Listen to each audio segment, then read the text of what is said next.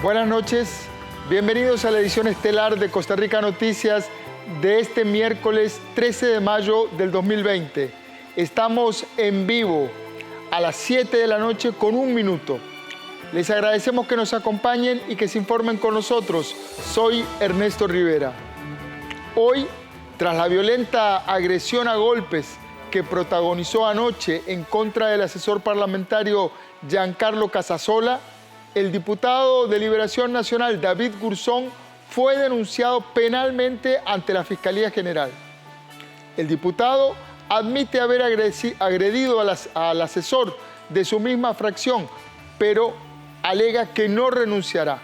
Hoy se sumaron reacciones negativas de sus propios compañeros de fracción y del directorio político del Partido Verde y Blanco en su contra y numerosos pedidos de que renuncie a su curul.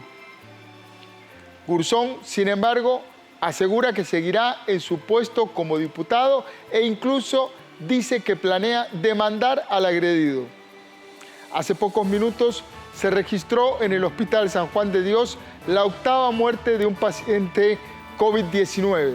Se trata de un hombre de 75 años, costarricense, vecino de Alajuela. El fallecido tenía como factores de riesgo su edad, padecía de hipertensión arterial y se encontraba anticoagulado por cirugía cardíaca desde hace 17 años. En unos minutos tendremos además información sobre la reunión que están sosteniendo en este momento diputados de la fracción del Partido Liberación Nacional para analizar precisamente la agresión protagonizada por un diputado de su fracción ayer, el diputado David Gurzón. Hoy tenemos la agenda noticiosa muy cargada, así que vamos a ver ahora los titulares que preparamos para ustedes. Adelante.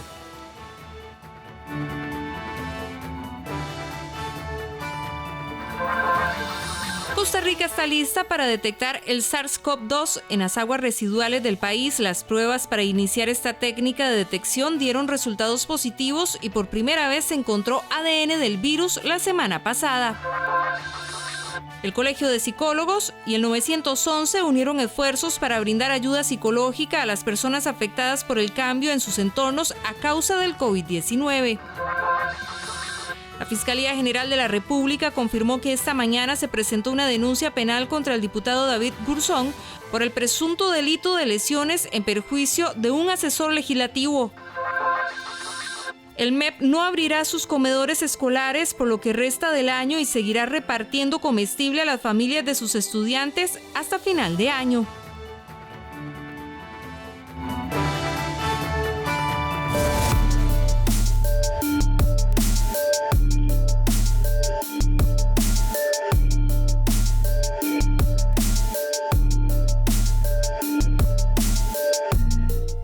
Los casos activos de COVID-19 representan ya un 34.5% para el día 70% de la pandemia. Además, a finales de esta tarde, el Ministerio de Salud confirmó el 8º fallecimiento en nuestro país por esta enfermedad. Nuestra compañera, la periodista Ana Marta Arce, nos da cifras detalladas para con las que ha dado el Ministerio de Salud. Además, algunas otras proyecciones sobre pérdidas económicas en distintos sectores del país. Buenas noches, Ana Marta. ¿Qué tal? Muy buenas noches, don Ernesto y amigos televidentes. Tal y como usted lo comenta, vamos a dar los datos suministrados a este 13 de mayo por el Ministerio de Salud. Iniciamos con la lamentable noticia de que esta tarde se registró un nuevo deceso por COVID-19. Se trata de un hombre de 75 años de edad que estaba internado en el Hospital San Juan de Dios, costarricense y vecino de Alajuela. El fallecido padecía de hipertensión arterial y se encontraba anticoagulado por una cirugía cardíaca que le practicaron hace 17 años. Costa Rica llegó a hoy al día 70 con casos positivos con COVID-19 y logramos una recuperación del 64.5% de ellos. Para este 13 de mayo se registraron 11 nuevos casos, 8 más de los que se registraron ayer martes. En total de confirmados es de 815, recuperados tenemos 527, lo que equivale a 64.5%. Casos activos hay 281, lo que representa el 34.5%. Descartados hay 11.764 casos y muestras totales 18.040. Se registran al día de hoy 8 muertes. Vamos a pasar a la siguiente pantalla. Hoy también queremos repasar algunos datos sobre proyecciones relacionadas a las pérdidas económicas en los principales sectores del país. En esta pantalla observamos las proyecciones en exportaciones, quienes registran inicialmente una caída de hasta un 30%. En turismo reportan una disminución de hasta 50%, es decir, unos 2.000 millones de dólares menos en ingresos, y en transporte público se registran pérdidas de hasta un 80%. Estos datos han sido facilitados por la Cámara Nacional de Turismo, la Cámara de Exportadores y la Cámara de Transportistas. Continuamos con la próxima pantalla. El pasado 24 de abril, el presidente del Banco Central aseguró que Costa Rica vivirá la peor recesión en 38 años, sobre todo por la caída de las exportaciones y la disminución del consumo de los hogares. En su proyección informó que el Producto Interno Bruto Nacional, es decir, la riqueza total que se produce en un año, disminuirá en un 3.6% debido al impacto de las medidas sanitarias que son necesarias para contener la pandemia del COVID-19, pero se recuperará en un 2.3%, esto en el año 2021. El jerarca enfatizó en que este impacto se deberá principalmente a la caída en las exportaciones y en el menor consumo de los hogares. Pasamos a la última pantalla. En la siguiente pantalla vamos a observar otras proyecciones de disminución económica. Por ejemplo, en los hoteles y restaurantes se prevé una disminución de un 27.6%, la demanda local del diésel un 10% y la demanda local de gasolina en un 21.7%. Estos datos son suministrados gracias a la Cámara Costarricense de Restaurantes, Recope, y a la Cámara de Hoteles. Bueno, y es que precisamente Costa Rica está lista para detectar el SARS-CoV-2 en las aguas residuales del país. Las pruebas para iniciar esta técnica de detección dieron resultados positivos y por primera vez se encontró ADN del virus la semana pasada. El pasado 8 de mayo fue histórico para el Laboratorio Nacional de Aguas y, claro, para Costa Rica, ya que fue la primera vez que se logró detectar material genético de un virus en aguas residuales. Esto como parte del trabajo entre el Ministerio de Salud, la Caja del Seguro Social y el Instituto Costarricense de Acueductos y Alcantarillados para detectar el SARS-CoV-2 en aguas residuales. Esto servirá para determinar si hay presencia de este virus a nivel comunitario, considerando que la transmisión comunitaria aún no se ha determinado en el país, pero permitirá tener mayor vigilancia. En el centro, en el centro de aprehensión, que ya lo hicimos la semana pasada, salió positivo, sabemos que hay casos ya reportados positivos, como también hoy mismo volvimos a tomar otra muestra y lo vamos a seguir monitoreando de forma semanal. Y de igual manera la planta de tratamiento Los Tajos. Esta técnica, que empezó a realizarse en Holanda y que ha dejado muy buenos resultados, se ha trabajado en plantas de aguas residuales como Los Tajos, que recoge la mayoría de aguas del gran área metropolitana, así como en La Guásima, Punta Arenas y Pérez Celedón. Es importante aclarar que mediante esta técnica se encuentran partículas del virus, no el virus como tal. La idea es, como lo dijo el señor ministro y doña Yamilet, es tener un trazador que nos permita tener alertas tempranas de la huella del virus. Podría ser que no se presenten casos sintomáticos, pero sí existan casos asintomáticos, y el estar analizando las aguas residuales, verificando si hay o no presencia del material genético, es demasiado importante. Además, Daniel Salas, ministro de Salud, aseguró que no existe evidencia alguna de que el COVID-19 pueda ser transmitido por medio de las heces. La vía de transmisión del SARS-CoV-2, del virus que provoca el COVID-19, es por las gotitas de saliva que van en a tos, en el estornudo o incluso en una conversación, especialmente si estamos hablando en un tono muy fuerte o gritando o hablando constantemente. Entonces, la transmisión, porque es cierto que se puede detectar en aguas residuales, se puede excretar el virus en las heces. Ahora se gestionan los insumos necesarios no solo para determinar si hay presencia o no de SARS-CoV-2, sino también para determinar la concentración que existe. Y especialistas en psicología atenderán llamadas las 24 horas a personas afectadas por el COVID-19. El servicio lo ofrecen 300 voluntarios en los números 1322 y 911. La pandemia del COVID-19 causa grandes efectos y problemas en la salud física y en la situación económica de las personas. Pero también ha venido a afectarnos la salud mental. Precisamente por eso, el Colegio de Profesionales en Psicología, en alianza con el Ministerio de Salud y el 911, ha habilitado un despacho de apoyo psicológico para que las personas que sientan una afectación en su salud mental en estos tiempos en los que vivimos permanentemente amenazados por el COVID-19. Por esa razón, el número 1322, habilitado para atender todo lo relacionado con el COVID-19, reforzó la atención en temas psicológicos. Sabemos que el asunto del COVID-19 pues conlleva una serie de situaciones de salud mental o emocionales, en la parte de incertidumbre, preocupación, de ansiedad, de miedo, angustia, en general cualquier afectación a la salud, y a partir ya entonces de la fecha se tiene 24 horas al día, 7 días a la semana, ese despacho de apoyo psicológico, el cual puede ser entonces, el acceso puede ser a través del 1322 o en situaciones ya de una urgencia importante, de una emergencia, a través del 911. El Colegio de Psicólogos es fundamental en esta estrategia. 300 especialistas en psicología ofrecieron sus servicios de manera voluntaria para ayudar a todas esas personas que lo requieren. De tal forma que podamos recibir las llamadas a través del 1322 que tienen que ver con sintomatologías de ansiedad o sintomatologías de depresión, o si tenemos algunas dificultades en la convivencia en estos tiempos en que estamos tratando de quedarnos en casa para generar un distanciamiento físico efectivo. Y a partir de eso ser atendidos por un profesional en psicología que pueda darles algunas recomendaciones, algún asesoramiento o simplemente escucharles. El 911 y el Colegio de Psicólogos le piden a las personas utilizar este servicio adecuadamente, ya que las atenciones son exclusivamente para apoyo psicológico por temas relacionados con la pandemia del COVID-19.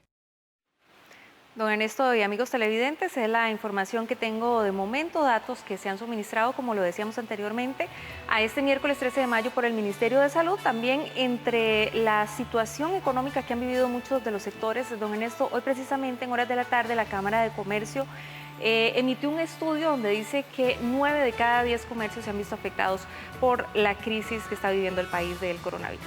Definitivamente, Ana Marta, el impacto económico de la pandemia va a ser muy fuerte y muy superior al impacto en vidas que hemos tenido. Afortunadamente hemos perdido pocas vidas comparativamente con otros países, pero creo que el impacto económico, en lo económico, la pandemia nos pegó de lleno y eso es algo que vamos a tener que dar seguimiento y cubrir informativamente durante, creo yo, muchos meses que vienen. Así es, sector turismo y sector comercio sin duda algunas son los más afectados y los que mantienen más la incertidumbre. Hace algunos días también conversábamos con representantes del sector turismo y ellos decían que pese a las medidas que se han tomado durante estos días para agilizar el servicio de hotelería, pues temen de que la población no tenga la capacidad económica para poder vacacionar, así que esperemos que pues también tengan una respuesta positiva. Así es, nuestra compañera Ana Marta Arce con esta información. Gracias. Gracias, buenas noches. Y a las 7 de la noche con 14 minutos nos vamos a nuestra primera pausa comercial. Enseguida regresamos con mucho más.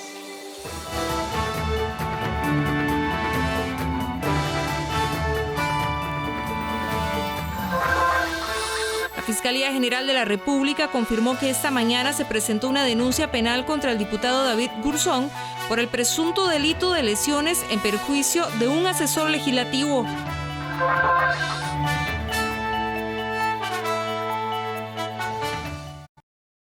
Cuando llegue el momento, nos daremos un fuerte abrazo.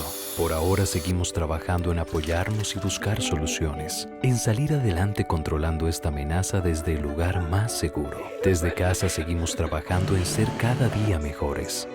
En el Banco de los Trabajadores y las Trabajadoras felicitamos a todas las personas que han contribuido en este momento para salir adelante. Banco Popular. Seguimos trabajando. Hola, ¿qué tal? Mi nombre es Adrián Naranjo y soy parte del equipo de producción de 13 Costa Rica Televisión. A diario nos llegan mensajes de apoyo, informaciones de iniciativas gubernamentales, empresariales que buscan adaptarse y sobrevivir. Historias innovadoras y esperanzadoras de personas que luchan por encontrar soluciones en estos tiempos de cambio. Y son precisamente esos esfuerzos los que vamos a compartir acá, en este programa Soluciones del 13. Los esperamos entonces a partir de este lunes 11 de mayo, justo después de la conferencia de prensa del Ministerio de Salud, aquí en 13 Costa Rica Televisión. Gabriel, Dani y Javi son 3 hermanos que con ayuda de su abuelita viven grandes aventuras. Mientras combaten fantásticos seres que son parte de las tradiciones ticas. Tremendas leyendas. Véalas en 13, Costa Rica Televisión.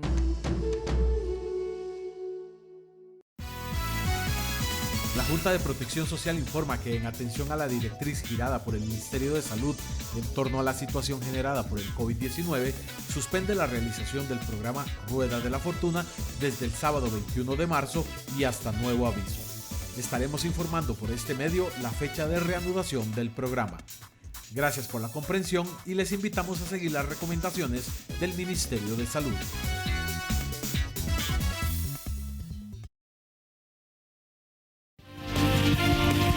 Banco Popular presenta El Tipo de Cambio.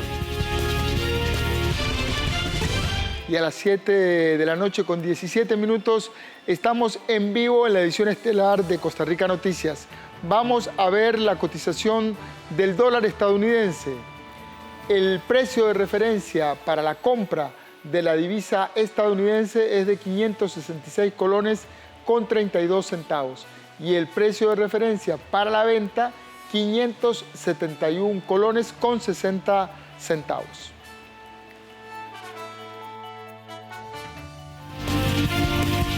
Banco Popular presentó El Tipo de Cambio. La Fiscalía General abrió una causa penal contra el diputado David Gurzón. Además, pidió un examen forense para el asesor legislativo Giancarlo Casasola, quien presentó hoy la denuncia penal. Además, el caso se está analizando en este momento a lo interno del Partido y Liberación Nacional. Nuestra compañera Melanie Corrales nos informa. Adelante, Melanie. Gracias, muy buenas noches. Ha sido una jornada intensa desde el día de ayer para el Partido Liberación Nacional. Hoy en la mañana, el asesor legislativo Giancarlo Casasola presentó formalmente una denuncia ante el Ministerio Público en contra del diputado David Gurzón por el caso de la agresión que se presentó el día de ayer. Veamos la siguiente información. La Fiscalía General confirmó que este miércoles por la mañana se presentó un asesor legislativo para interponer una denuncia contra el diputado de Liberación Nacional David Gurzón. En virtud de que se denunció un presunto delito de lesiones, la Fiscalía ordenó que la víctima debe ser valorada por el Departamento de Medicina Legal a efectos de establecer el tipo de lesión que presenta y el número de días de incapacidad correspondiente a la lesión. Luego de guardar silencio por varias horas tras lo sucedido, el diputado de Liberación Nacional David Gurzón se pronunció por medio de un comunicado de prensa este martes en horas de la noche, en el que admitió golpear a Giancarlo Casasola, asesor del despacho del diputado de Liberación Nacional Gustavo Viales. En ese comunicado, el diputado Gurzón indicó: los insultos no deben conducir a la violencia y hoy, como ser humano, lo he vivido en carne propia. Es de humanos equivocarse y me equivoqué. Asimismo, manifiesto categóricamente que no renunciaré a mi curul y que enfrentaré la responsabilidad por mis actos. Rechazo las pretensiones de que acepte dimitir a mi puesto. Gurzón se negó a renunciar pese a la solicitud que hicieron sus compañeros de bancada Gustavo Viales y Karine Niño. Si el diputado David Gurzón Cerdas tiene un poquito de valor, me parece que debe enfrentar esto fuera de la agrupación política y también fuera de su silla como diputado de la República. La Liberación Nacional nunca ha aceptado ningún acto de violencia y nosotros estamos en la misma línea y acuerpamos totalmente las declaraciones que ha hecho el diputado Gustavo Viales. ¿Usted cree que debe renunciar, don David? Sí, creo que debe renunciar. El presidente del Congreso, Eduardo Cruikshank, dijo que ni el directorio ni el plenario podrían tomar ninguna acción contra el diputado. Por la naturaleza de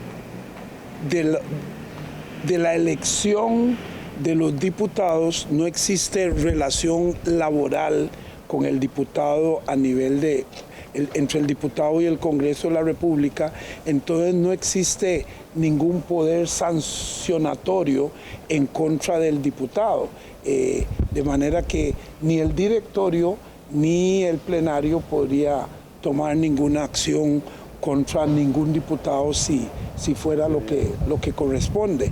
En horas de la tarde, en un comunicado de prensa, Luis Fernando Chacón indicó que decidió retirar su firma de dicha moción, la cual tampoco votará ni apoyará, al percatarse de que podría ser esta una estrategia dilatoria por parte de grupos extremistas en contra de los derechos humanos, que procuraban retrasar indefinidamente esta decisión. Por otro lado, condenó vehementemente cualquier tipo de agresión verbal, escrita o física entre partidarios o entre ciudadanos, sin importar su orientación sexual.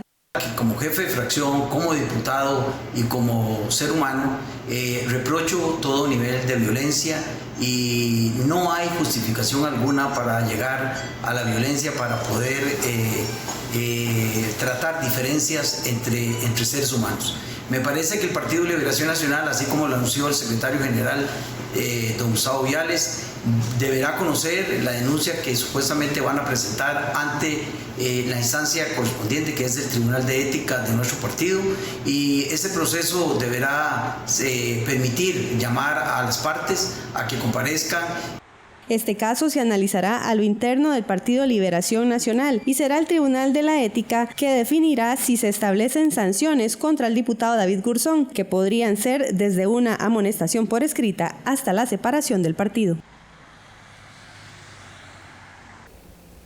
Bien, y precisamente se encuentra conmigo la presidenta del Partido de Liberación Nacional, doña Katia Rivera, con quien vamos a conversar porque en este momento se llevará a cabo la reunión del directorio del partido. Doña Katia, se va a abordar, por supuesto, este tema, este caso del diputado David Gurzón, quienes integran esta reunión, qué es lo que se va a plantear hoy.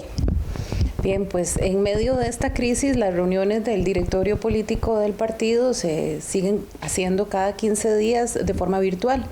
Entonces, ahora nos estaremos conectando los diferentes representantes de los expresidentes, los representantes provinciales, de sectores y movimientos del partido y el comité ejecutivo. Entiéndase que ahí también va a estar la jefatura y la subjefatura de fracción. Ya hay una denuncia penal presentada, los compañeros de fracción del diputado David Gurzón piden que él renuncie. En su caso particular como presidenta del partido, ¿cuál considera que debe ser la acción a tomar ahora? Porque David Gurzón dijo en un comunicado de prensa que no renunciará. Yo creo que para este tema nosotros tenemos que visualizar que Liberación Nacional siempre ha sido un partido que ha promovido la libertad y que ha promovido también el respeto a la diversidad.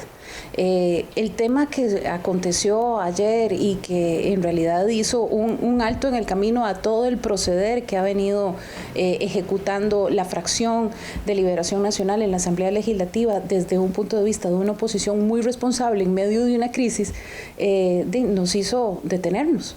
Y yo creo que hoy por hoy, y eso es lo que tenemos que rescatar en primer orden, Costa Rica requiere trabajo, actitud y un reinventar de los partidos políticos de lo que tenemos que hacer para poder estar acorde a las necesidades del país. En los estatutos del partido se establecen sanciones que van desde una advertencia por escrito hasta la expulsión del partido. Le reitero la pregunta, en el caso de don David, ¿sería conveniente que sea expulsado del partido? Lo que se hace es la separación, ¿verdad? Porque hay que entender también que una posición de diputado, no hay un órgano que le puede decir o obligar a retirarse, pero creo que mucho tiene que ver de él mismo y cómo se siente él ante esas personas y ante ese partido que lo llevaron a esa curva.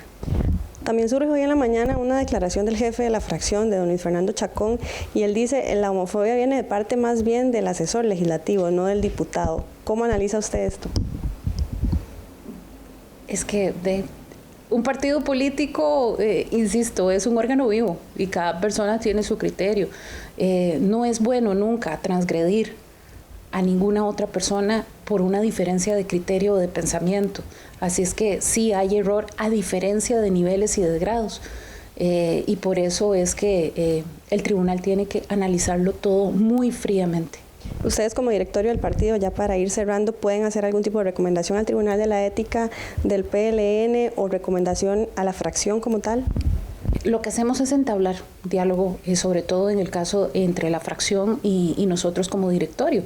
Nosotros acostumbramos a hacer una recopilación siempre por las diferentes representaciones que implicamos de sectores y movimientos y hacer ese traslado y ese diálogo con la fracción. En el caso del Tribunal de Ética, no. O sea, ellos son los que deliberan a nivel privado. Perfecto, muchas gracias a doña Katia Rivera, quien es la presidenta del Partido de Liberación Nacional, y la dejamos para que continúe con esta reunión que podría extenderse hasta altas horas de la noche. Por supuesto que nosotros vamos a estar pendientes dándole seguimiento a este tema. Vuelvo con ustedes al estudio. Buenas noches. Muchísimas gracias por este informe a nuestra compañera Melanie Corrales. Hoy Costa Rica tiene un escenario político cargado de tensión por la crisis económica que está provocando la pandemia, la enorme cantidad de préstamos que el país está solicitando, y ahora a este tenso escenario se suma un conflicto parlamentario que vuelve a introducir un elemento polarizante en la agenda pública. Para analizar este complejo panorama voy a conversar ahora con el periodista político Álvaro Murillo. Buenas noches, Álvaro, bienvenido al set de Costa Rica Noticias. Hola Ernesto, un saludo a los televidentes también. Álvaro, el tema de derechos humanos vuelve a polarizar y a detener el trabajo legislativo en un momento clave porque hay préstamos que deben ser autorizados por el Congreso antes del próximo domingo. El golpe del diputado Gurzón fue mucho más allá de la agresión al asesor y asestó un golpe a la apretada agenda del Congreso. ¿Lograrán superar esto? Por supuesto que esto va a alterar las relaciones políticas en la Asamblea Legislativa, empezando porque ya las alteró dentro de la bancada que funciona como cintura de la negociación política en la Asamblea Legislativa, que es el Partido de Liberación Nacional. Esto, yo podría decir, ayer escuchaba a alguien que esto fue al calor del momento, esto fue una agresión del calor del momento. Claro, el momento empezó en 2018 y llegará hasta el 2022. Esto lo digo como... aunque parezca en broma, pero es que el momento, estamos hablando de 3 condiciones, al menos que están establecidas en esta agresión que se registra del diputado Gurzón al asesor Casasola. Número 1, una fracción de Liberación Nacional muy fragmentada, al punto de que la agresión es dentro de personas que pertenecen a esta bancada, el diputado y el asesor, con además...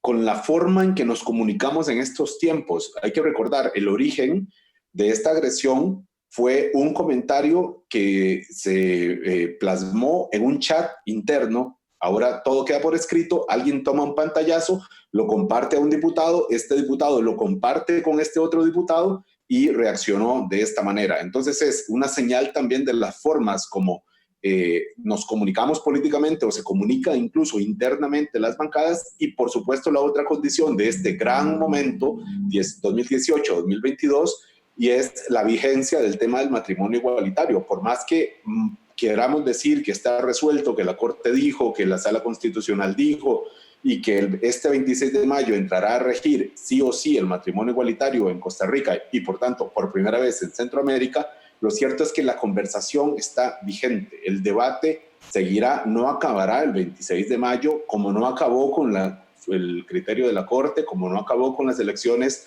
con el triunfo del Partido Acción Ciudadana en el 2018, recordemos, marcado por este tema. Entonces hay 3 condiciones que están aquí vigentes, vivas, y que probablemente seguirán marcando en buena medida la dinámica política, y seguirá marcando también la forma en que informamos sobre los acontecimientos políticos. Claro, nunca habíamos llegado a reportar de una manera tan directa esto como, bueno, una agresión a puñetazos, como según conocemos ahora, según la información que conocemos, de un diputado contra un asesor, que es un asesor gay, y lo que le da un elemento adicional a esta agresión en este marco de por sí complicado, que alterará los otros temas, sin duda.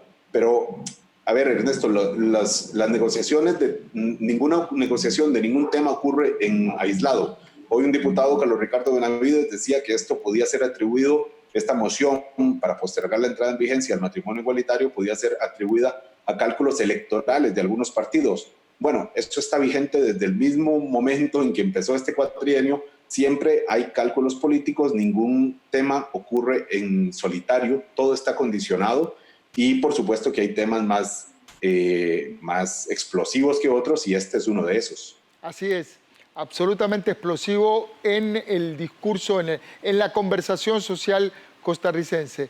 Justamente 22 diputados firmaron el documento que busca postergar la entrada en vigencia del matrimonio igualitario, un tema que, como dice, ya está resuelto por distintas instancias jurídicas nacionales e internacionales.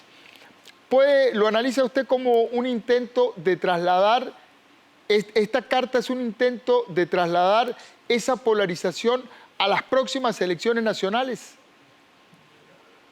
Bueno, esa puede ser una posibilidad. Lo que pasa es que hay 26 diputados que firmaron inicialmente esta moción.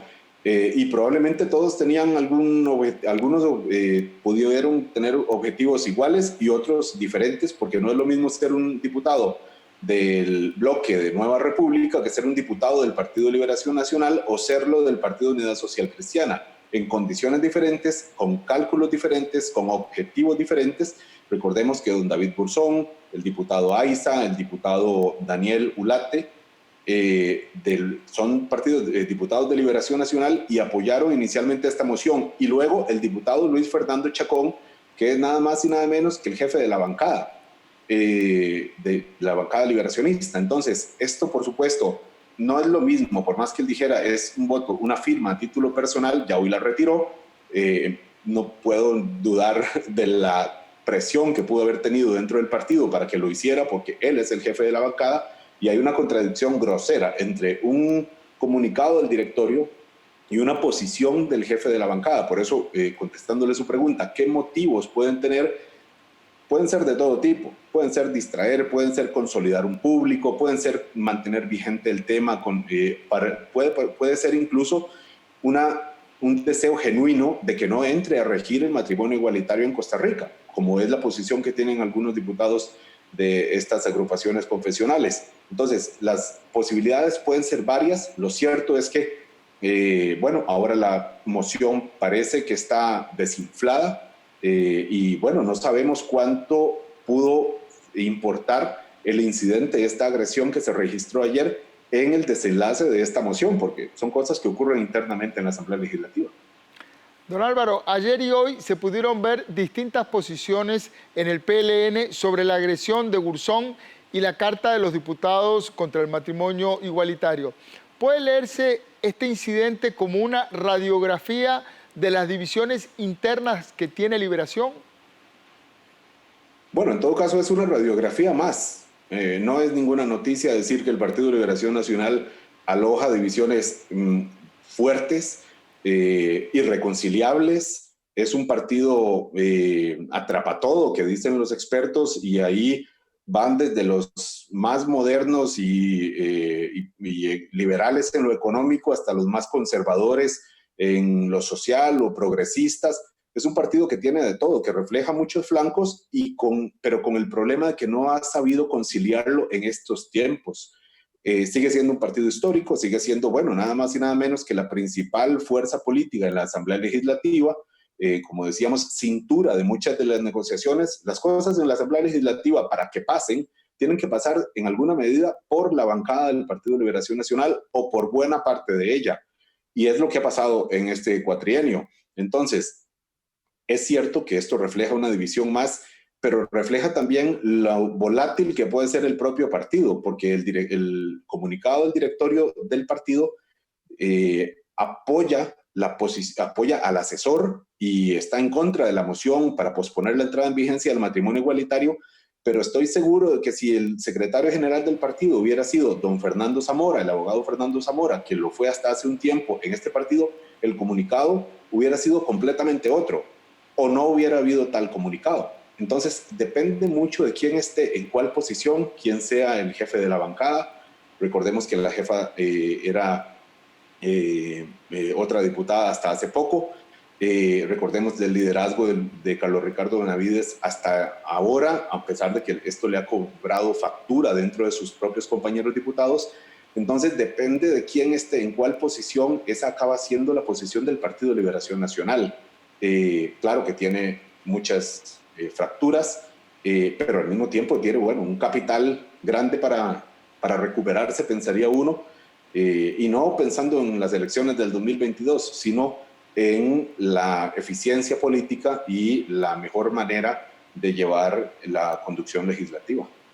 Así es, Álvaro, un escenario político frágil y volátil como usted lo ha descrito. Muchísimas gracias por estar en el set de Costa Rica Noticias y vamos a seguir dándole seguimiento a este tema porque el trabajo de la Asamblea Legislativa es vital para articular la ayuda que la economía costarricense necesita. Así que muchísimas gracias por esta participación. Buenas noches. Con gusto, Ernesto. Saludos. Y a las 7 de la noche con 37 minutos vamos a una pausa. Enseguida venimos.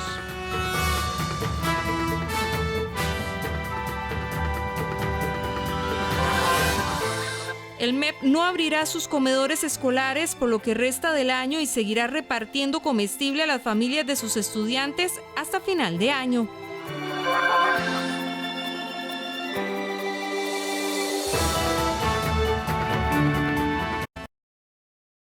Cuando llegue el momento, nos daremos un fuerte abrazo. Por ahora seguimos trabajando en apoyarnos y buscar soluciones, en salir adelante controlando esta amenaza desde el lugar más seguro. Desde casa seguimos trabajando en ser cada día mejores. En el Banco de los Trabajadores y las Trabajadoras felicitamos a todas las personas que han contribuido en este momento para salir adelante. Banco Popular. Seguimos trabajando. Instrumento netamente guanacasteco y que es parte de esas raíces que se están perdiendo. Y la música del quijongo era como la manera que tenían para divertirse las personas en las haciendas y en las comunidades cercanas. El quijongo. En la zona se habla así de Liberia, Pagaces y Guardia. En las haciendas los bailes eran con quijongo y carraca. El 10 de mayo a las 10 de la mañana y el 14 de mayo a las 10 de la noche. Te invita a la Dirección de Cultura del Ministerio de Cultura y Juventud. Solo en 13. Costa Rica Televisión. Durante 8 episodios nuestros participantes se han tenido que enfrentar a retos, presiones, pero sobre todo a una aventura culinaria que nos ha hecho conocer un poco más nuestra gastronomía costarricense. Pero solo 2 de ellos fueron los mejores y están el día de hoy aquí, en la gran final de La Sazón que nos une.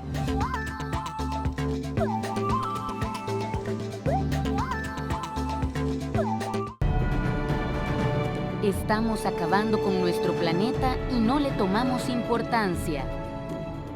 Una serie que nos da otro punto de vista y nos pone a meditar. El tráfico está horrible, ¿no? Cada vez es un poco más complicado. Es muy pesado. Desde el cielo.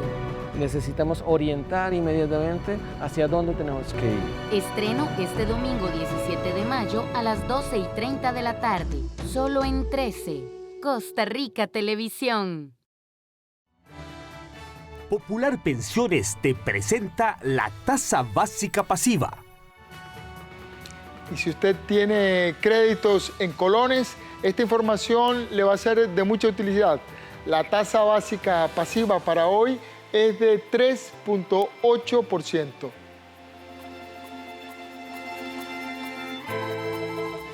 Popular Pensiones te presentó la tasa básica pasiva. Los 12 parques nacionales que abrirán sus puertas al público en esta primera fase lo harán a partir del próximo 18 de mayo. Así lo anunciaron este miércoles. Con la compra de entradas deberá ser en línea o previamente a visitarlo. Los 12 primeros parques que abrirán el 18 de mayo serán los del volcán Irazú, Poás, Arenal y Rincón de la Vieja, el Monumento Nacional Guayabo, el Braulio Carrillo, Carrara, Corcovado, Manuel Antonio, Cahuita, Tapantí, Los Quesales y la Reserva Privada Monteverde. Las medidas para poder abrir estos parques nacionales contemplan la compra de entradas en línea o previamente mantener la visita al 50% de su máxima capacidad y el distanciamiento social de 1,80 m. El 1 de junio se habilitará el acceso al resto de los parques nacionales del país. Además, quería dar un anuncio en el sentido de que los parques nacionales que ya anunciamos van a estar abiertos en este primer bloque de reapertura o de activación de actividades, van a hacerlo a partir del 18 de mayo. 18 de mayo es la fecha en que los parques nacionales que ya previamente habíamos indicado van a estar haciendo su apertura al público en el primer tracto de los 15 días. Y en medio de la emergencia por el COVID-19, hay 8 personas que viven durante un mes en la frontera costarricense más alejada. Se trata de la isla del Coco. A inicios de este mes hicieron el cambio de personal que vigila esta bella parte de Costa Rica. Pero, ¿cómo hacen para evitar que el virus llegue a la isla? Los mismos funcionarios desde allí nos cuentan las medidas estrictas que deben seguir antes y durante su estadía en la famosa isla.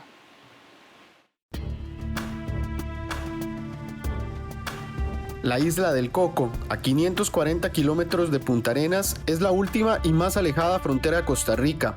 Aquí viven durante un mes 6 funcionarios guardaparques del Sistema Nacional de Áreas de Conservación y 2 miembros del Cuerpo de Bomberos. En medio de la crisis mundial por la pandemia del COVID-19, ellos deben dejar a sus familias y viajar a esa parte de Costa Rica para vigilar los 24 kilómetros cuadrados de tierra y su extenso espacio marítimo.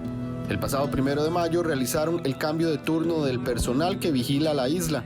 Pero ¿cómo hacen para tratar de evitar que el COVID-19 atraviese el Océano Pacífico y llegue ahí?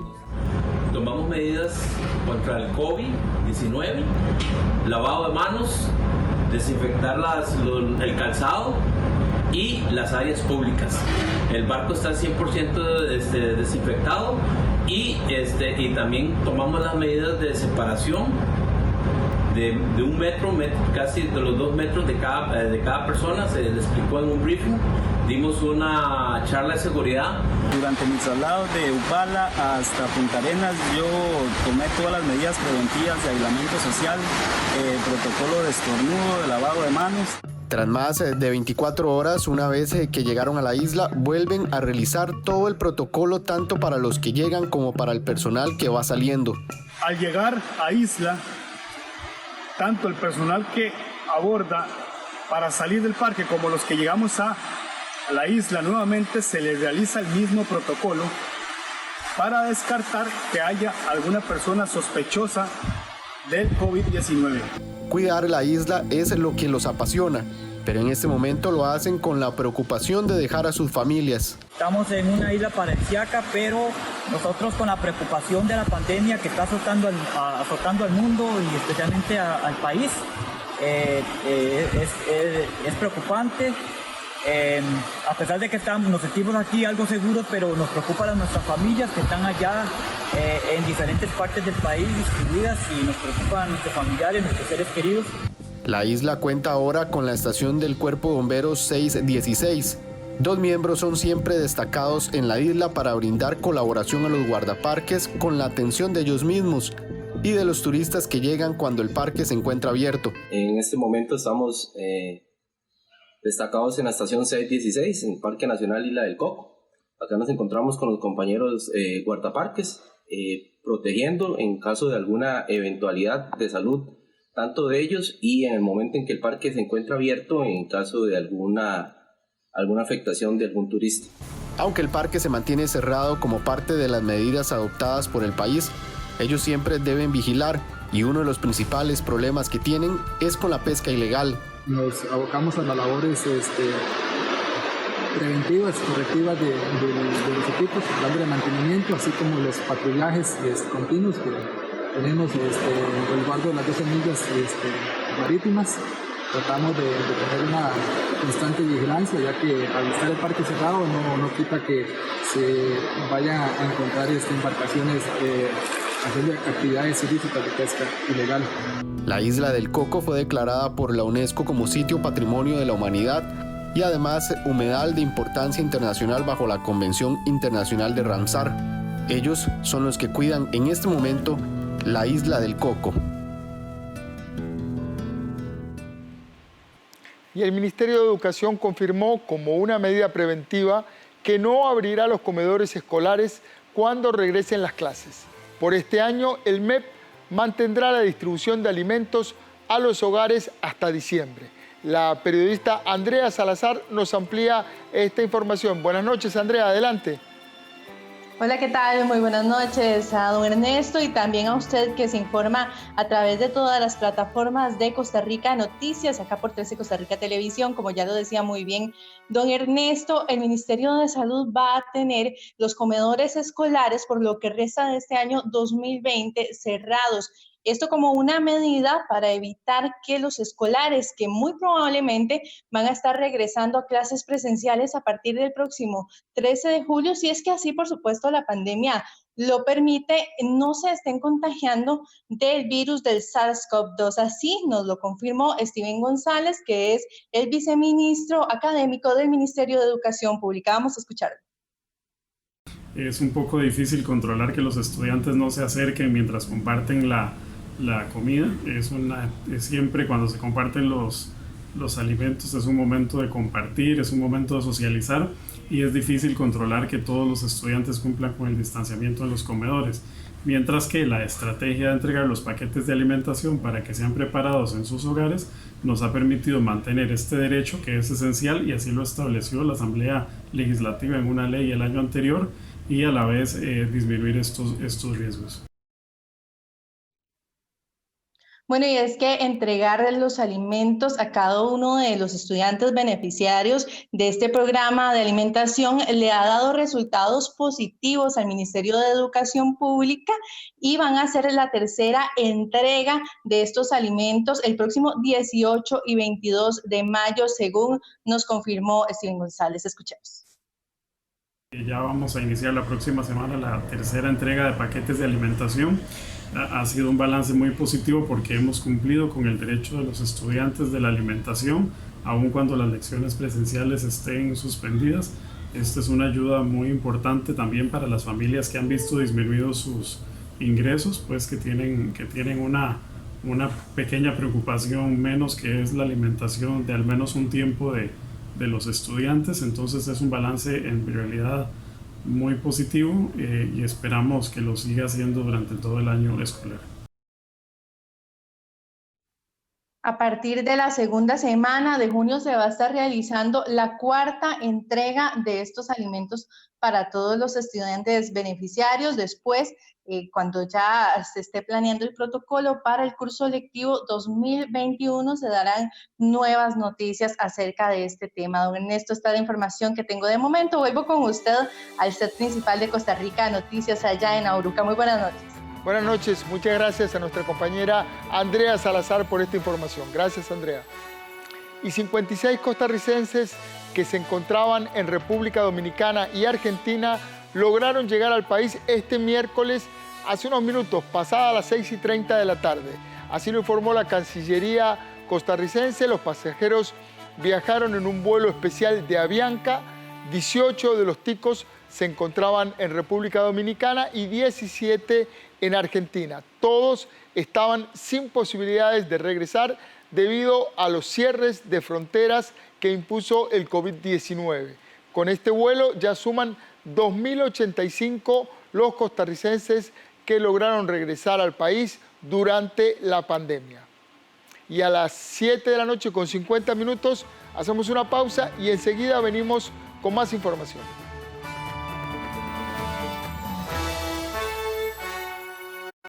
Juntos con un 30% de descuento para vos. Aprovechalo en 3 de tus restaurantes favoritos sin salir de casa al pagar con tus BN tarjetas. Pizza Hut, Pops y Spoon te lo ofrecen al pedir servicio express propio. Banco Nacional.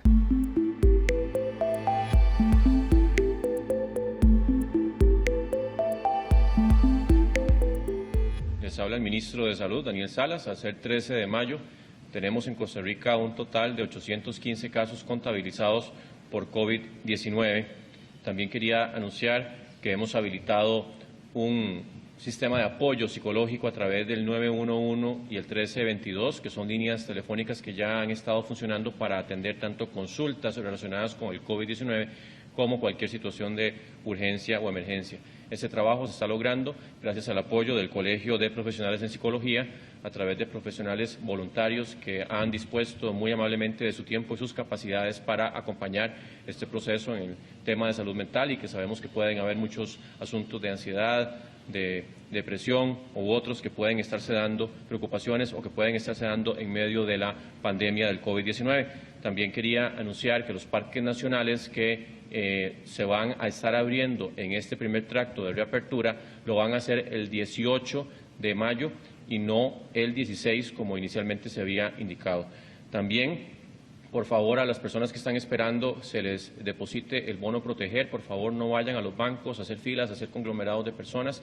El sistema es automático, se les va a estar notificando por correo electrónico y obviamente pueden estar revisando el depósito en el momento en que este sea efectivo. Y por último, también queríamos indicar a la población que tenemos una nueva metodología, o una metodología que ya se probó en Costa Rica para poder detectar la presencia del SARS-CoV-2, el virus que provoca el COVID-19, en aguas residuales.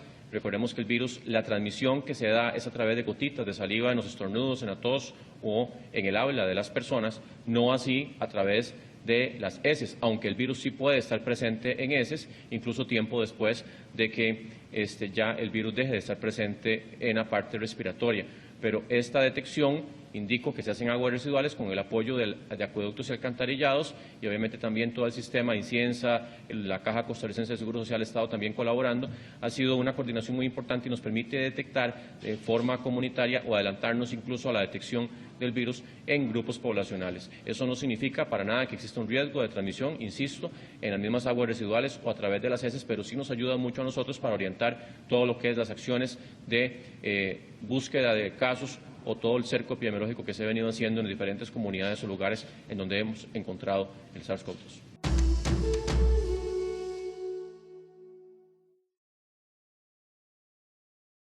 ¡Hola! Estamos aprendiendo un nuevo baile y será muy divertido, sí. Sí. Él no se cuida, se lava las manos. ¡Uy! Creo que alguien necesita un baño. No, profesor. El cerebro no necesita un baño. El cerebro se mantiene saludable si leemos libros, o si resolvemos acertijos, o si comemos comida saludable. ¿Cuántas veces más quieres que cuente el cerro? ¡Ninguna! Son 0 veces más las que quieres que cuente hasta 0. Sésamo, de lunes a viernes a las 10 de la mañana. Aquí en 13, Costa Rica Televisión.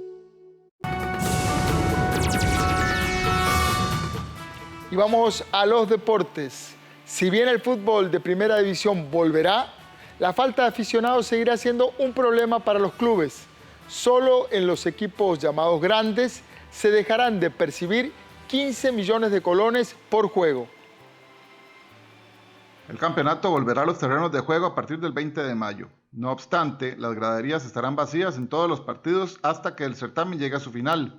Las directrices del Ministerio de Salud son claras y no debe haber aglomeraciones y un mínimo de gente en los estadios, tales como personal administrativo, ambulancia y miembros de los equipos. Ahora bien, aunque los clubes necesitan que el fútbol regrese por el dinero que perciben de publicidad e ingresos televisivos, se perderán otros agregados como el dinero de las taquillas. En algunos casos serán muchos millones, en otros no tanto, pero a fin de cuentas cada club contempla ese dinero para sus finanzas.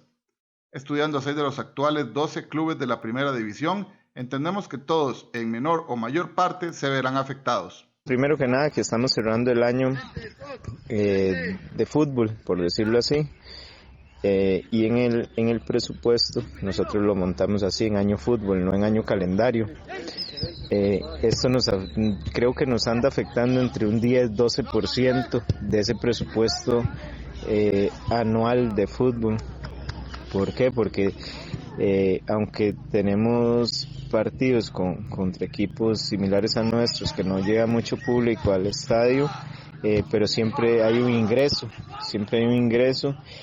y ahora no va a haber ese ingreso y sí va a haber un gasto. Es un rubro importante, significa un porcentaje de los ingresos para el equipo, para enfrentar gastos, llámese planilla y llámese gastos extraoficiales y más. Ahora hay que cubrir todos esos mismos rubros sin esos ingresos, seguir pagando arbitrajes, seguir haciendo los viajes, ir a jugar.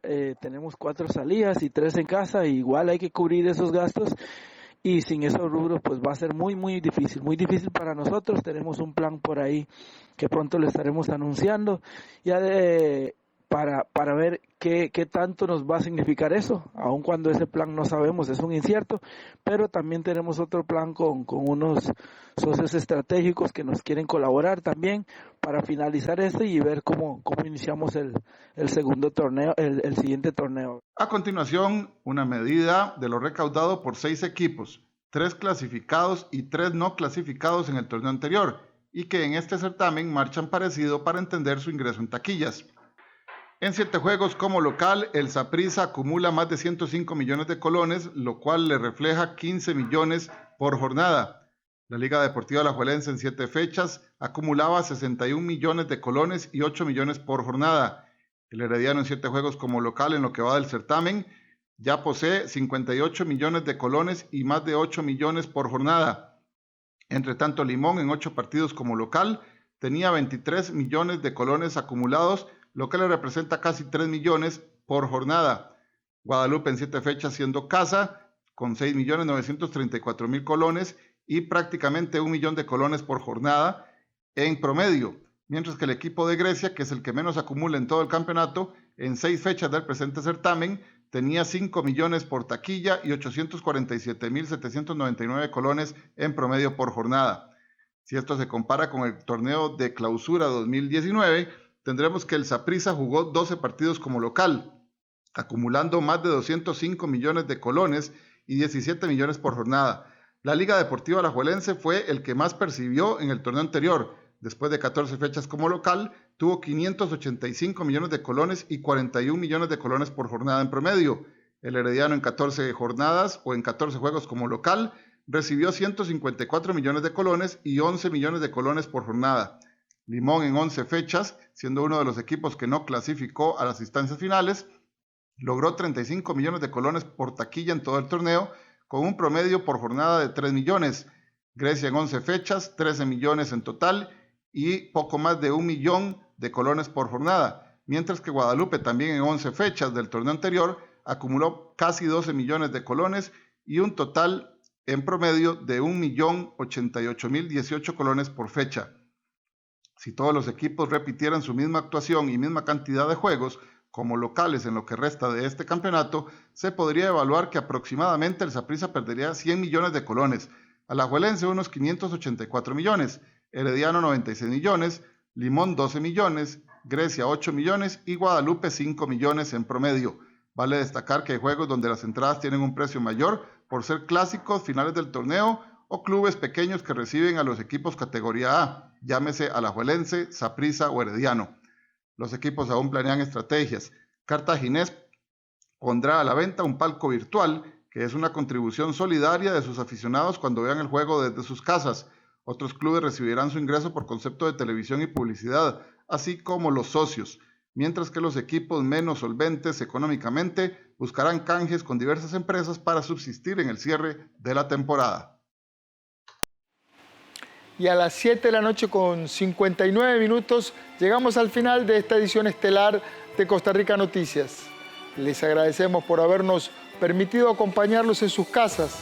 Buscamos ofrecerle información y contexto para que estén actualizados.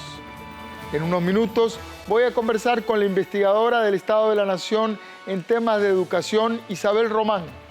Vamos a conversar sobre el estado de la educación pública y los desafíos que nos deja planteada la pandemia. No se vayan, enseguida regresamos con mucha más información.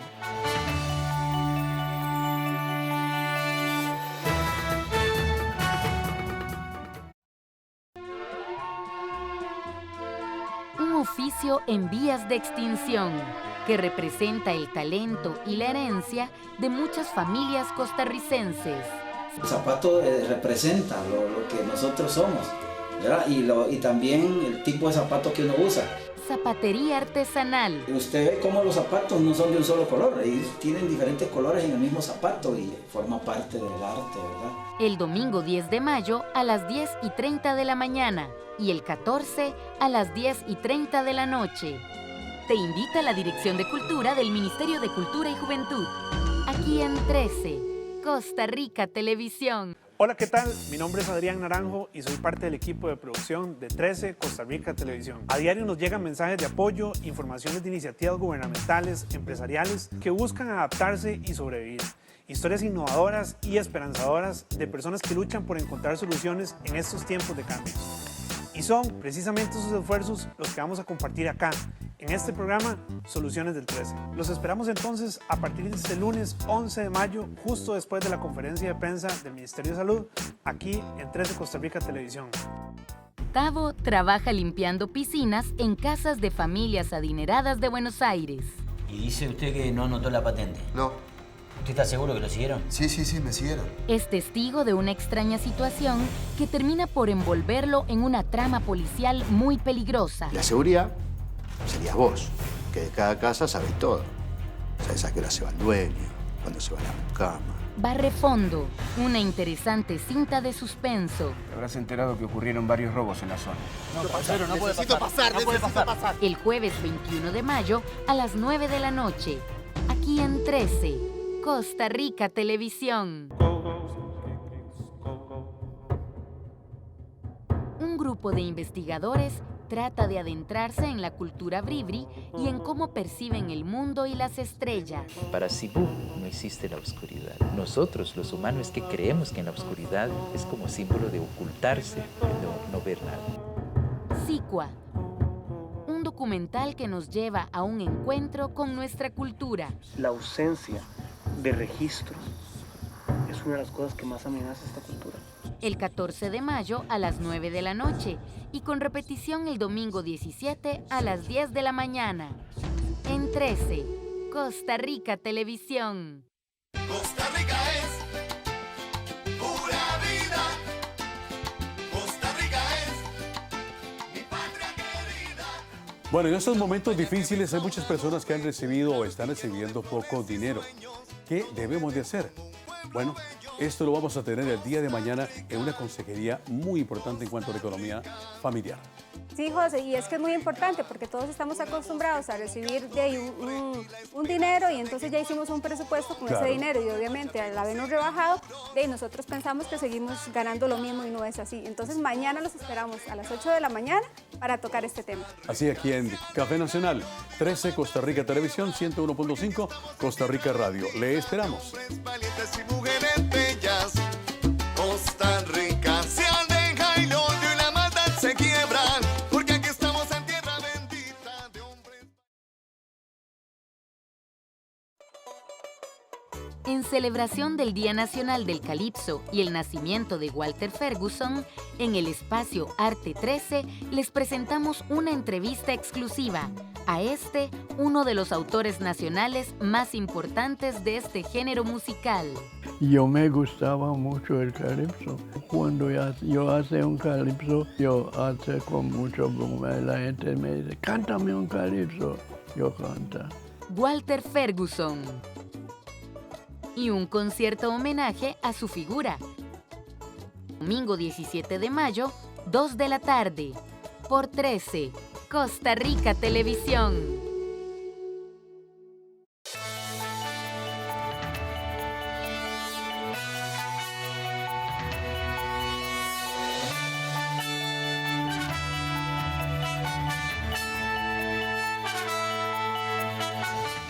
Buenas noches, gracias por continuar conectados a la señal de Costa Rica Noticias. Estamos en vivo a las 8 de la noche con 5 minutos. Soy Ernesto Rivera. En la atención a la pandemia estamos apenas atendiendo los daños y problemas propios de contener el contagio y el drama humanitario que podría ocasionar una propagación masiva del virus. Las consecuencias sobre la economía apenas se están visualizando. El impacto sobre la educación es todavía incierto. Está aún por determinarse, y para entender en dónde estábamos antes de la llegada del COVID en materia educativa, vamos y analizar cómo afectaron otras crisis anteriores a la educación. Invité a la coordinadora del proyecto Estado de la Nación, Isabel Román. Buenas noches, doña Isabel. Bienvenida al set de Costa Rica Noticias. Muy buenas noches, don Ernesto. Muchas gracias por la invitación. Doña Isabel, estamos viviendo una situación completamente inédita en el mundo y, por supuesto, en el sistema educativo. ¿Qué analogías podemos encontrar en nuestra historia para tomar lecciones y aplicarlas hoy? En efecto, Ernesto, esta pandemia del COVID nos ha afectado al sistema educativo. Fue uno de los primeros grandes afectados, especialmente por la suspensión de clases, que ha afectado a más de 1 millón de estudiantes del sistema preuniversitario. Si le sumamos al sistema universitario, estaríamos hablando de 200,000 estudiantes más que asisten a la educación superior. Y sin lugar a dudas, esto es como un meteorito, ¿verdad? Podemos señalar que es como un meteorito que nos pegó y que esta suspensión de lecciones genera una serie de retos y desafíos, sobre todo si queremos evitar que brechas importantes que ya teníamos se nos incrementen y que esas brechas afecten a la población más vulnerable de estudiantes. En la historia nacional del sistema educativo, creo que no hemos tenido una situación tan dramática como la que hemos tenido, ¿verdad? En otros momentos, en la crisis de los 80, tuvimos un impacto fuerte de esa coyuntura, que como ustedes recordarán nos bajó la inversión en educación de una manera muy significativa, pero eran problemas de otro tipo, ¿verdad? Implica un cambio realmente importante que afecta al acto educativo en su esencia, ¿verdad? Esa presencialidad del acto educativo, la relación docente-alumno que conversábamos usted y yo hace unos meses, se ve totalmente trastocada. Totalmente, doña Isabel. Incluso está muy dañada, si no rota, la relación, el vínculo emocional de los estudiantes con los centros educativos. Para las familias es muy difícil mantener ese contacto, para los jóvenes, para los estudiantes, muchísimo, pero también para los maestros. Ese vínculo entre la escuela y el estudiante hoy está seriamente impactado. Claro, es un cambio en las relaciones sociales que se tejen alrededor de la escuela, Ernesto. Y estoy hablando de las relaciones sociales entre los docentes y los estudiantes, entre los docentes y los padres de familia y entre los mismos docentes, ¿verdad? Es un cambio que mueve, digamos, los cimientos del sistema y eso, pues, y altera, digamos, nuestras formas tradicionales de convivencia de las que veníamos teniendo. Y además, aquí hay un tema importante, Ernesto, que y a propósito del tema de los estudiantes más vulnerables, teníamos un conjunto de brechas importantes que ahora salen a flote, ¿verdad? Y nos ponen más cuesta arriba. Y tal vez voy a mencionar 3 brechas importantes y 2 elementos más que son preocupantes. Vamos a ver, en primer lugar, Ernesto, el 99% de los niños y adolescentes que viven en climas educativos bajos, en hogares vulnerables, asisten al sistema educativo. Y en esos hogares que hablamos de climas educativos bajos, estamos hablando de hogares donde la mayor parte de los adultos que ahí viven tienen primaria incompleta o menos, y tienen muy poca posibilidad de Pásate a la brindarle 3. un apoyo académico fuerte a sus hijos, ¿verdad? Porque básicamente estos hogares están en lo que hemos llamado Operación Frijol, ¿verdad? Están tratando de sobrevivir y más aún en esta coyuntura tan difícil, aún más. ¿Eso qué significa, Ernesto? Eso significa que el docente se vuelve muchísimo más indispensable en esta coyuntura de mantener esa relación con sus estudiantes. No obstante, como la pandemia nos obliga a estar en casa, pues la única posibilidad de relación del docente con los estudiantes es por medio virtual, ¿verdad? Por medios virtuales. Y ahí encontramos otra brecha muy importante que teníamos y que veníamos arrastrando, que es el acceso de los hogares a la conectividad.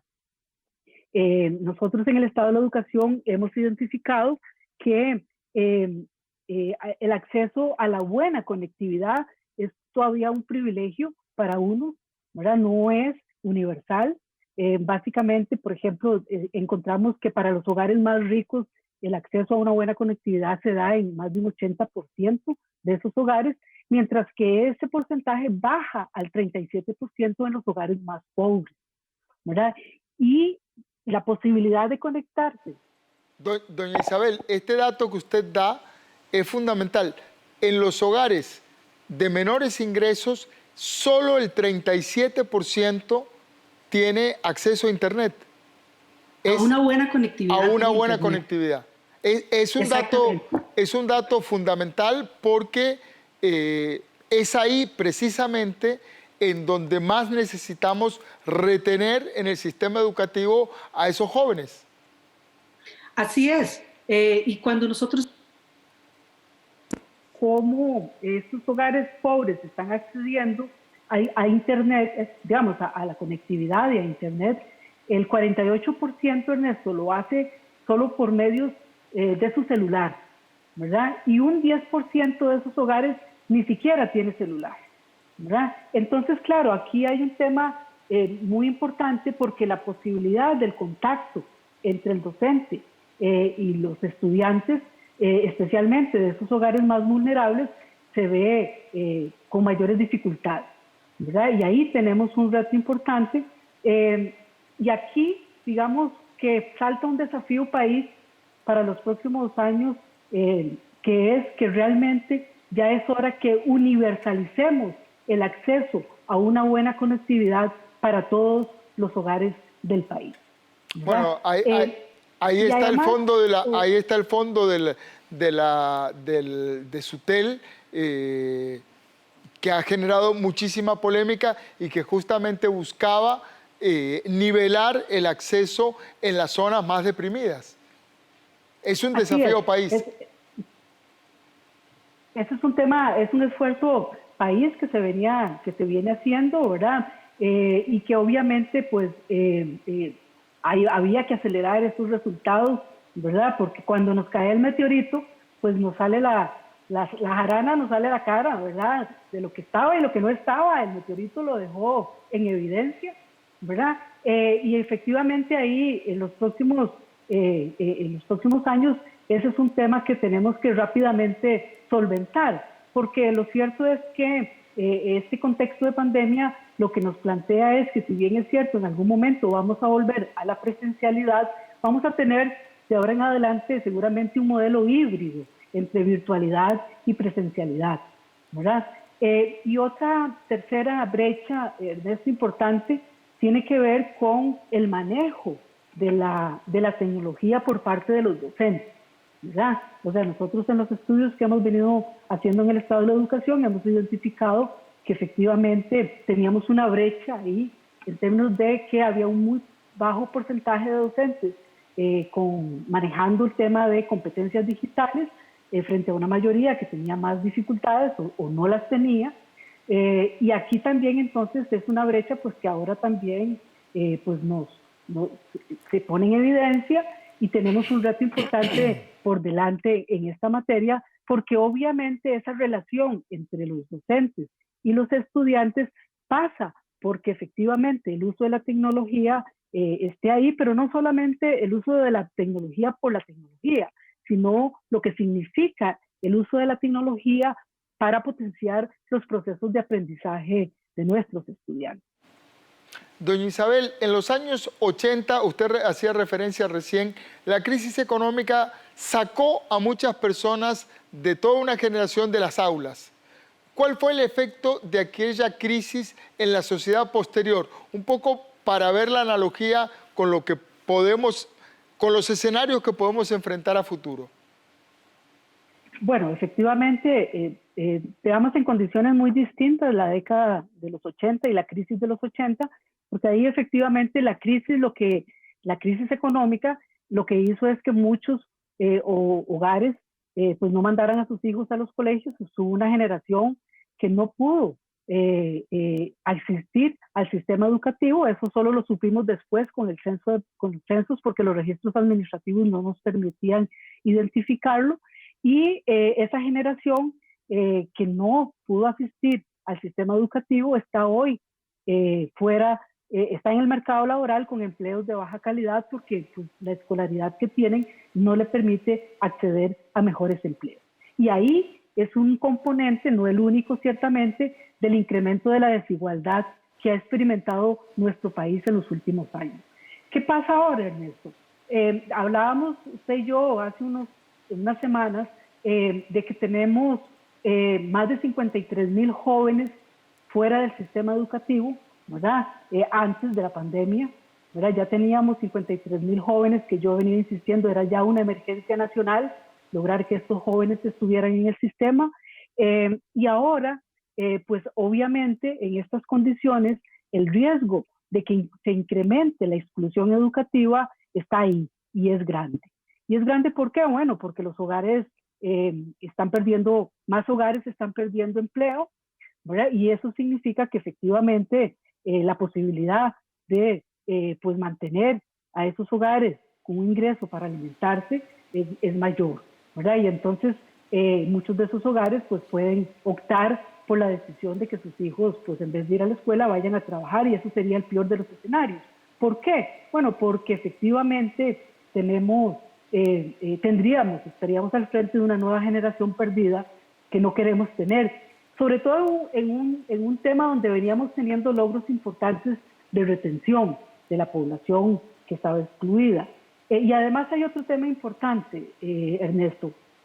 En menos de 2 años, la población que hoy es estudiantil, que hoy tenemos, ha experimentado suspensiones de clases, ¿verdad? Recordemos la huelga del 2018, 4 meses sin clases, la segunda huelga porque el ministro anterior se fuera, 1 mes perdido de clases.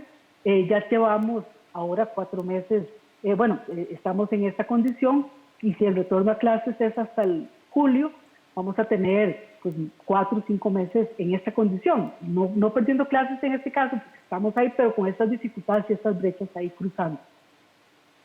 Doña Isabel, nosotros, sí. En el tema educativo convergen distintos actores. Hablábamos de los escenarios prepandémicos, o sea, previos a que empezara todo el tema del COVID, porque no podemos decir cómo va a terminar, porque es una historia que está escribiéndose en este momento. Así es.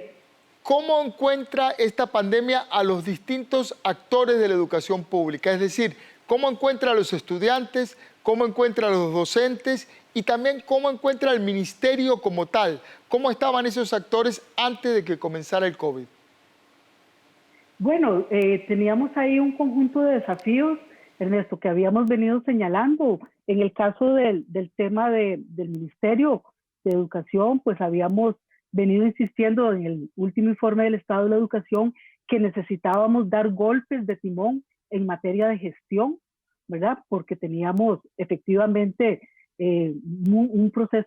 procesos muy burocratizados en nuestro sistema educativo, ¿verdad? Un sistema, decíamos, que funcionaba de arriba hacia abajo, ¿verdad? Que cargaba de muchas tareas administrativas a nuestros docentes, y que evidentemente tenía que dar pasos acelerados hacia lo que nosotros hemos llamado una gestión por resultados, ¿verdad? Sobre todo porque para lograr un mayor aprovechamiento de la inversión que el país hace en educación, pero especialmente para efectivamente mejorar los resultados de nuestros estudiantes, donde ahí el segundo, digamos, el sector, que es el actor más importante, nuestros estudiantes venían mostrando problemas importantes de rendimiento, tal y como lo muestran las pruebas PISA y las pruebas también nacionales.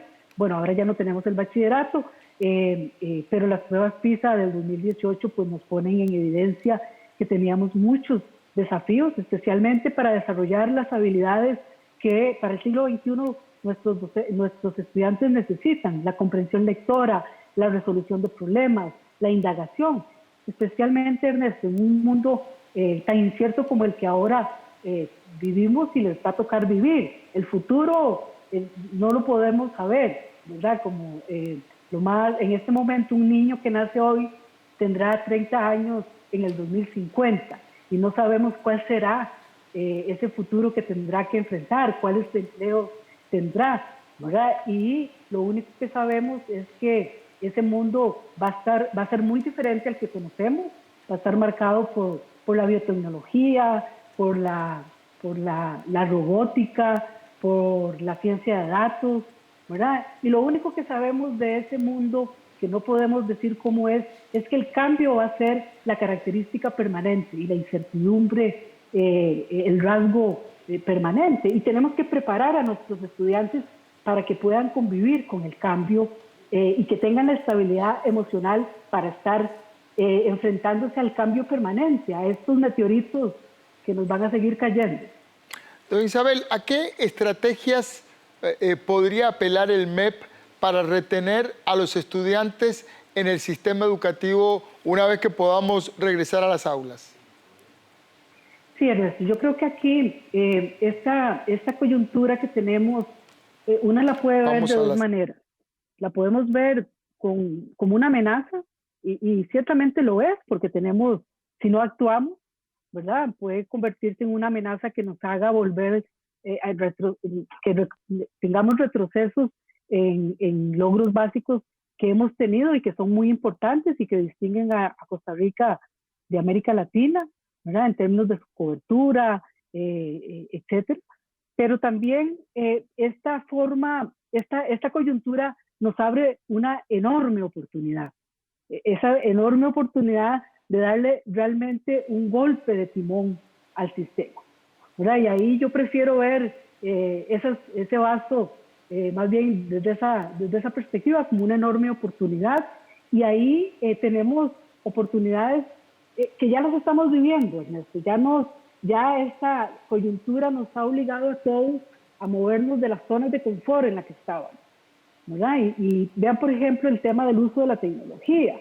Bueno, el uso de la tecnología, sí o sí, todos hemos tenido que meternos más en el uso de la tecnología, y esto, para el caso de los docentes, así ha ocurrido, ¿verdad? Y el ministerio ha venido generando un conjunto de medios de apoyo para los docentes, para que den este cambio. Y esto es una respuesta muy importante que en los próximos años y en el próximo momento, lo que tenemos que asegurar es que esos cambios que empecemos a dar sean sostenidos. O sea, que realmente no sea pasajero el tema de ese movimiento de la zona de confort, sino que realmente empecemos a dar esos cambios. En materia de gestión, por ejemplo, Ernesto, hacer más ágiles, digamos, la gestión y la toma de decisiones en todas las estructuras del ministerio, ¿verdad? Finalmente, los papeles caen por su propio peso. Ahora, por los medios virtuales y digitales, podemos resolver una serie de aspectos que antes nos tomaba mucho tiempo, y ese es un tema muy importante. En el tema de los docentes, importantísimo el uso de las TICs, pero no solamente el uso de las TICs por sí mismas, sino con un enfoque claro para potenciar las habilidades superiores de nuestros estudiantes, que es un enfoque que la Fundación Omar Dengo ha promovido por años, pero que nosotros como sistema nunca logramos transversalizar el uso de la competencia digital para aplicación del currículum. Entonces ahí sí tenemos una ventana de oportunidad. cómo formamos a nuestros docentes, cómo los vamos a formar de ahora en adelante. Ya no vamos a poder seguirlos formando para un enfoque, para un sistema memorístico, ¿verdad? Sino para un sistema que realmente potencie el pensamiento crítico, el trabajo colaborativo de nuestros estudiantes, ¿verdad? En fin.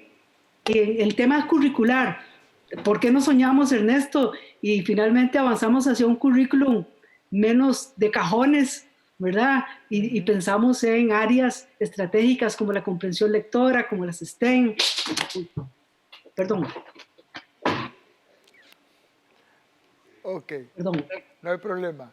Es parte de esta nueva normalidad en la que estamos. Estamos conversando a estas distancias, con estas pantallas en medio, y justamente, doña Isabel, es parte de lo que viven los estudiantes y los profesores. Es muy complicado dar clases en estas circunstancias, como es complicado hacer una entrevista, usted como entrevistada y yo como entrevistador. Totalmente, totalmente. O sea, aquí todos estamos aprendiendo, ¿verdad? Todos estamos experimentando. Y lo importante, Ernesto, es que realmente asumamos este proceso con una perspectiva positiva, ¿verdad? Esta coyuntura nos tiene que sacar fortalecidos como país y como sistema educativo, ¿verdad? Yo creo que se lo debemos a nuestros estudiantes. Ellos van a ser los ciudadanos del futuro, ¿verdad? Y aquí lo más importante es que lo que tenemos que lograr es cómo aprendemos a formar a esos ciudadanos del futuro, ¿verdad? A esa ciudadanía donde, como decía yo, el cambio va a ser la única certeza, ¿verdad? Y cómo potenciamos en ellos estas habilidades y cómo avanzamos hacia un sistema educativo donde ampliamos los derechos universales, como el acceso a la conectividad, ¿verdad? Como a buenos educadores que realmente puedan hacer un uso de esas tecnologías para potenciar esas habilidades superiores de nuestros estudiantes. Una cosa importante, Ernesto, creo que esta coyuntura nos ha permitido revalorar al centro educativo, a las escuelas, ¿verdad? Y a revalorarlas ¿en qué, Ernesto? Bueno, ahora tomamos conciencia más como país que la escuela es un centro de cuidado, es un centro para el aprendizaje, es un centro para la nutrición de nuestros estudiantes, es un centro para la convivencia y para la construcción de relaciones sociales. Todo eso se construye alrededor de la escuela y del centro educativo, ¿verdad? Y obviamente ahora apreciamos más al centro educativo y lo que nos da, ¿verdad? Pero también apreciamos más a los docentes, ¿verdad? Y entonces eso nos obliga también como país a decir, bueno, ¿cómo los estamos formando? ¿Cómo los estamos apoyando? ¿Verdad? Y en adelante, ¿cómo debemos seguir haciéndolo? Así es, doña Isabel, muchísimas gracias. Se nos acabó el tiempo, pero son un conjunto de ideas sobre las que hay que tratar de pensar reiteradamente. La educación y los maestros y los estudiantes y la gente y los investigadores como usted, la gente que está alrededor de la educación pensando cómo hacemos para construir un país mejor, cómo hacemos para tener estudiantes mejor formados. Muchísimas gracias, doña Isabel Román, investigadora y coordinadora del Estado de la Educación. Muchas gracias, Ernesto. Buenas noches. Buenas noches.